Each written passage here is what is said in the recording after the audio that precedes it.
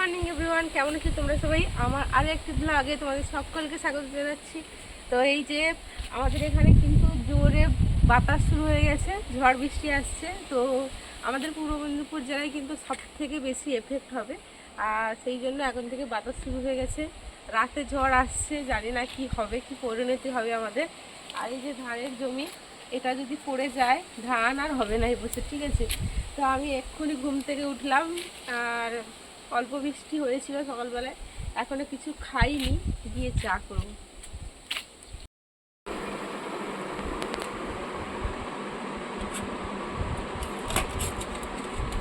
সকাল থেকেই তো হালকা হালকা ঝড় শুরু হয়ে গেছে, আর এদিকে আবার মা চা করে দোকানে আমাকে দিয়ে চলে গেছে, কারণ আমি দোকানে বসে আছি আর বাইরে একটু বাতাস বৃষ্টি হচ্ছে।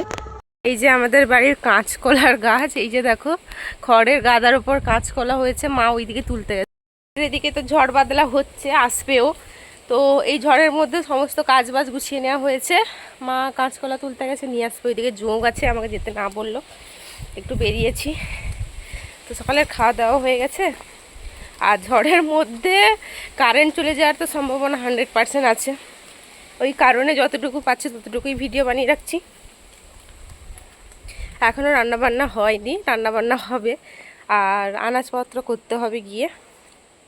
তো এই যে কাঁচকলা, এই যে দেখো জোড়া কাঁচকলা, মোট 5টা কাঁচকলা আমার তুললো ওই গাছটা থেকে। তো এগুলোই আজকে কি রান্না বান্না হবে জানি না। আর আমাদের দেখো পুরো মেঘ ঘনিয়ে এসছে, জানি না আজকে রাতে কি তাণ্ডব হবে। তো এখন চলো। আমাদের বাড়িতে কিছুদিন আগে ডাব বিক্রি করা হয়েছিল, বেশ অনেক ডাবই বিক্রি করা হয়েছে, কারণ আমাদের এদিকে গাছে নারকেল হলে তোলার জন্য লোক তো পাওয়াই যায় না, নারকেল গাছেই নষ্ট হয়। তাছাড়া নারকেল নিচে পড়লে না সবাই চুরি করে নিয়ে চলে যায়, কুড়িয়ে নিয়ে চলে যায়, ওই জন্য কিন্তু ডাব বিক্রি করে দেওয়া হয়। আমাদের বাড়িতেও একটা কাঁদি রাখা হয়েছিল, অবশ্য পয়সা দিয়ে নিতে হয়েছে, আমাদেরকে কি আর ফ্রিতে দিবে। আর কয়েকদিন ধরে পড়ার পর খাওয়ারই সময় হচ্ছে না, তো আজকে আমি নিজে কাটতে বসে গেলাম। ডাব তো কাটলাম, ডাব খাওয়া হয়ে গেছে, আর মা এদিকে উনুনে ভাত বসিয়েছে। আজকে তাড়াতাড়ি করে ডাব খেয়ে নিচ্ছে, কারণ ডাব পুরো 4-5 দিন ধরে পড়েছিল, যদি খারাপ হয়ে যায় ওই জন্য। আর এই যে ডাবের শাঁস, একবারে নরম নরম শাঁস,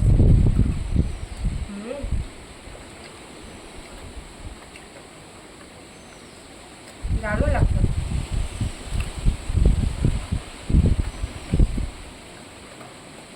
ওয়েদারও ভালো না আজকে।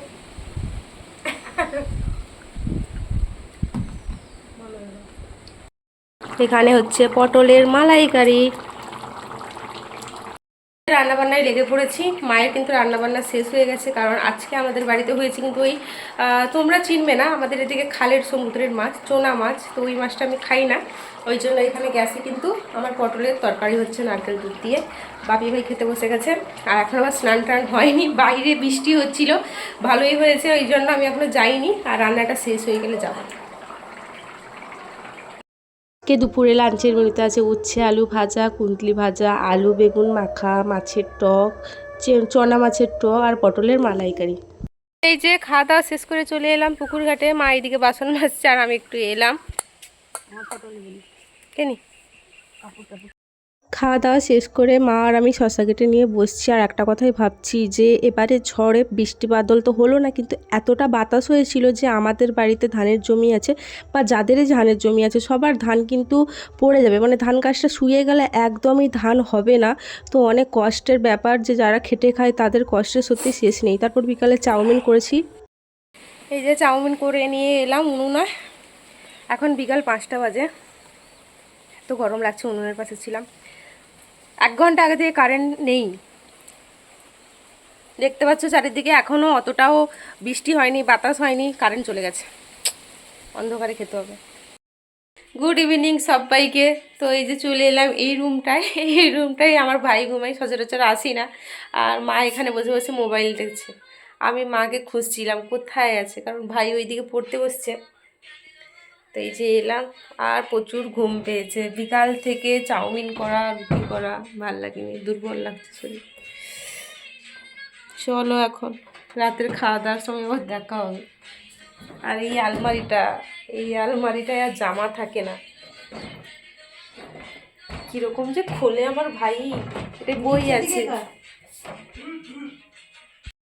রাতের খাওয়া দাওয়া করতে চলে এসেছি। এখানে মা ডিম ভেজেছে, পটলের তরকারি তো আছেই, আর কুঁদরি ভাজাও একটু আছে, ভাত রুটি সবই আছে। তো এখন খেয়ে নিব, খাওয়া দাওয়া করে নেব। ঘুম পাচ্ছে, কারেন্ট চলে এসছে, তখন তো ব্লগ করতে করতে কারেন্ট পালিয়ে গেছিলো। আর ফোনটাকে একটু চার্জে দিলাম, আর মাথায় একটু সিরাম অ্যাপ্লাই করে চুলটা বেঁধে নিয়েছি। ঠিক আছে, খাওয়া দাওয়া করে কিন্তু আবার ঘুমিয়ে যাব। ফোন আর বেশি ইউজ করব না। দুপুরের তরকারিগুলো আছে, আর বাপির জন্য ডিম ভাজা হয়েছে। তো বিকালে তো রুটি হয়ে গেছিলো আমাদের, এখন খাওয়া দাওয়া করে নেব।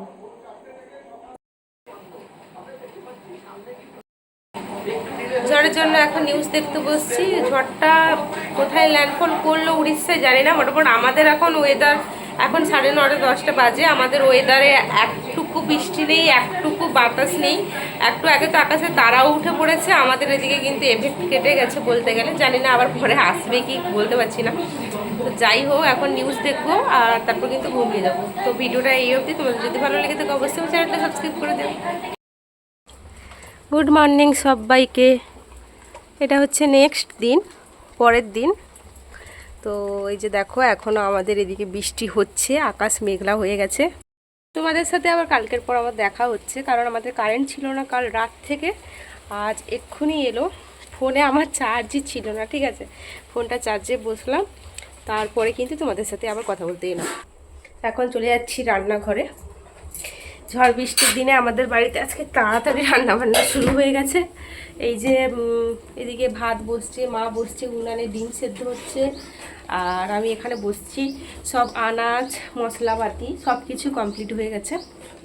আর আজকে কী কী তরকারি হবে? আজকে ডিমের ঝোল হবে, উচ্ছার রায়তা হবে। কারা কারা উচ্ছার রায়তা খেয়েছে কমেন্ট করবে। আর হবে কিন্তু পেঁয়াজ আর উচ্ছে দিয়ে আমুদি মাছের সর্ষে, ঠিক আছে। এখন উনানে রান্নাবান্না বসছে, কারেন্টটাও আছে, আমার চার্জও আছে, তাই জন্য আমিও এসেছি, ঠিক আছে।